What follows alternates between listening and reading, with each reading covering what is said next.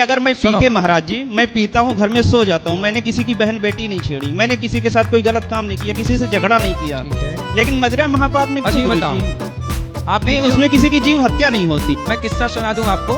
मैं जब जेल में कथा सुनाने गया तो भोपाल में एक आदमी था, आपकी विचारधारा का। बोले गुरुजी, मैंने शराब पी करके कुछ गलत नहीं किया, मैं केवल शराब पीता था, जाके सो जाता था। एक दिन क्या हुआ कि शराब पी के वो सोने गया, दिसंबर का महीना था, सर्दी थी, तो रजाई ओढ़ ली।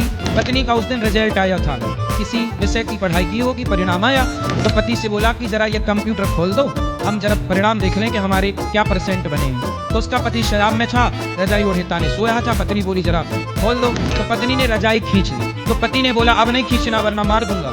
पत्नी ने दोबारा खींच ली, भाई पति पत्नी का तो चलता है ये, तो दोबारा खींच दी। उसने पत्नी का हाथ पकड़ा, बगल में लिटाया और गला दबाया तो उसकी श्वास नली टूट गई।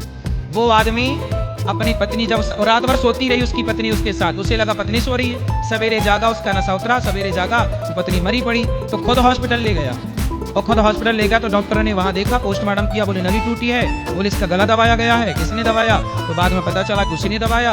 उसके बच्चे अनाथ हो गए। खुद 14 साल से जेल में था, मुझे मिला तो फूट फूट के रो रहा था। अभी भी वो जेल में, अभी आप जाओगे भोपाल जेल तो मिल जाएगा, बात कर सकते हैं।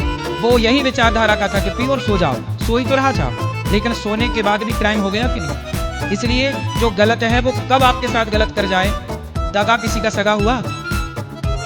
दगा किसी का सगा नहीं है, किया नहीं तो कर देखो, जिसने जिसने दगा किया है जाकर उसका घर देखो।